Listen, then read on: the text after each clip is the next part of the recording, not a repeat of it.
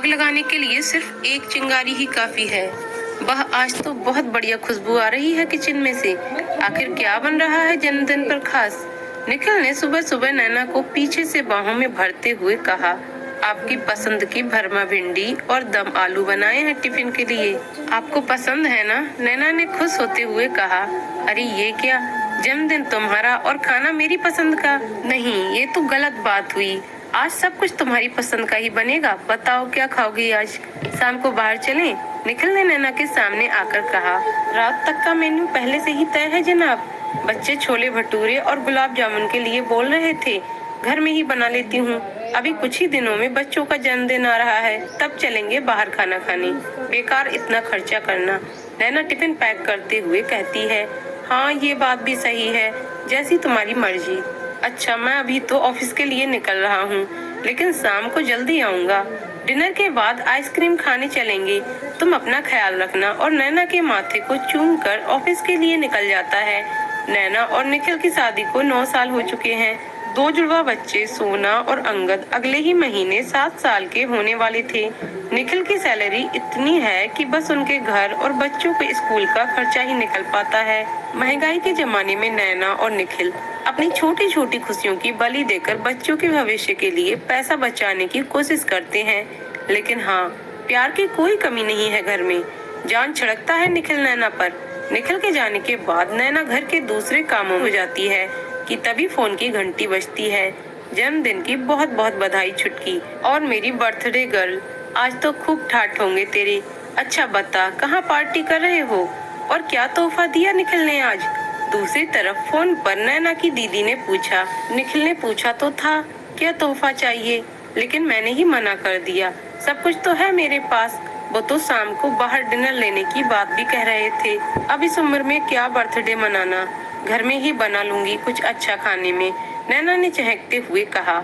बहुत भोली है तू छुटकी। ये तो इन मर्दों की चाल होती है, बस मीठी मीठी बातों में फंसाए रखते हैं। कंजूस कहीं के। मुझे देख, तुझसे बड़ी हूँ, फिर भी हर साल शान से अपना जन्मदिन मनाती हूँ। और मिसेस वर्मा की फोटो देखी फेसबुक पर? क्या शानदार पार्टी दी है उन्होंने अपने जन्मदिन की। मैं तो तेरे जीजा जी से महंगा तोहफा भी लेती हूँ। मेरे पास बहुत उपाय हैं इन मर्दों से पैसे निकलवाने के। दरवाजे पर कोई है, मैं तुझसे बाद में बात करती हूँ, कहकर काम्या ने फोन रख दिया। लेकिन नैना के मन में अपनी बातों से असंतोष का कीड़ा छोड़ दिया।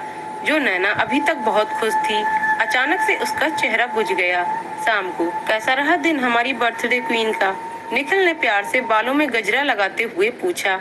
इस 10 रुपए के गजरे से बहलने वाली नहीं मैं। महंगा तोहफा और शानदार डिनर चाहिए मुझे।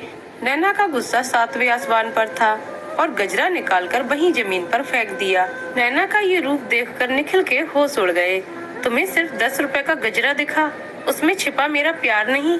निखिल समझ चुका था कि ये चिंगारी किसी की लगाई हुई है, जो अब आग का रूप ले चुकी है। नहीं तो हर पल हंसती मुस्कुराती नैना इस तरह भड़कती नहीं। घर का माहौल पूरी तरह से खराब हो चुका था। एक अजीब सा सन्नाटा पसर चुका था। जहाँ सुबह प्यार की खुशबू और संतोष की चाशनी बिखरी हुई थी, अब घर के हर कोने से असंतोष और झगड़े की बू आ रही थी। नैना का ये रूप देखकर दोनों बच्चे भी सहम गए। थोड़ी देर बाद नैना और बच्चे निखिल के साथ बाहर गए, लेकिन कोई भी खुश नहीं था। वहाँ से आकर सब चुपचाप सो गए। निखिल बस इतना ही बोल पाया, तुम्हारा तोहफा मुझ पर उधार रहा, जल्दी ही दे दूंगा, और लाइट बंद करके सोने की कोशिश करने लगा। नैना अपराध बोध में उस पल को कोस रही थी जब वो निखिल पर चिल्लाई थी। सारी रात उसकी ये सोचते सोचते निकली कि कितना खुश थी वो सुबह से। आखिर उसकी दीदी की बातों में वो क्यों आ गई? क्यों अपनी हंसती खेलती जिंदगी में उसने जहर घोल दिया? कमरे के एक कोने में पड़ा मुरझाया हुआ गजरा उसे चिढ़ा रहा था, मानो कह रहा हो, उस समय यदि मैंने समझदारी से काम लिया होता तो ये मेरे बालों में महक रहा होता।